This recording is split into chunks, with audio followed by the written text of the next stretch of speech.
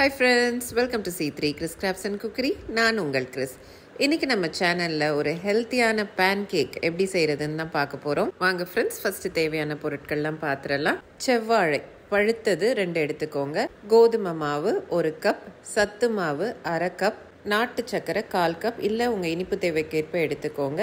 காய்ச்சி ஆற வச்ச பால் 250 ml, baking powder, vanilla essence, cinnamon powder, உப்பு, அப்புறம் அன்சால்டட் பட்டர். இதெல்லாம் தான் நமக்கு தேவையான பொருட்கள். வாங்க ஃப்ரெண்ட்ஸ், இப்போ எப்படி செய்கிறதுன்னு பார்க்கலாம். உங்கள் பிள்ளைங்க சத்தான பொருட்கள் எதுவும் சாப்பிட மாட்டேங்கிறாங்களா?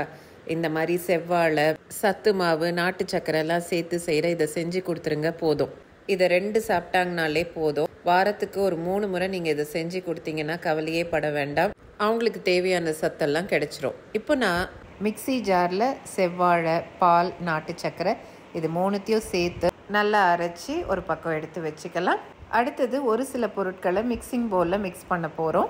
அது என்னெல்லாம்னா கோதுமை 1 கப், சத்து மாவு 1/2 கப், தேவையான அளவு உப்பு சேர்த்தா தான் டேஸ்ட்டை என்ஹான்ஸ் பண்ணி கொடுக்கும். அடுத்தது சினமன் பவுடர், பட்டையை பொடி பண்ணி சேர்த்துக்கோங்க.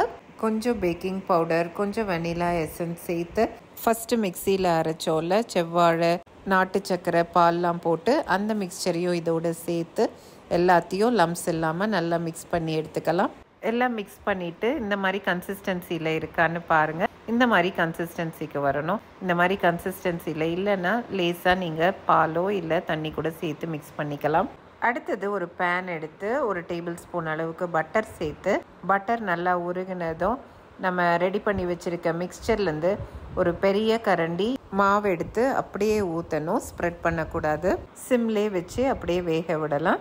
இந்த மாதிரி பபுளாக வந்த உடனே அடுத்த பக்கத்தை திருப்பி அடுத்த பக்கத்தையும் ஒரு 5 நிமிஷம் சிம்லே வேக விட்டோன்னா நம்மளுடைய சூடான சுவையான சூப்பரான ஹெல்த்தியான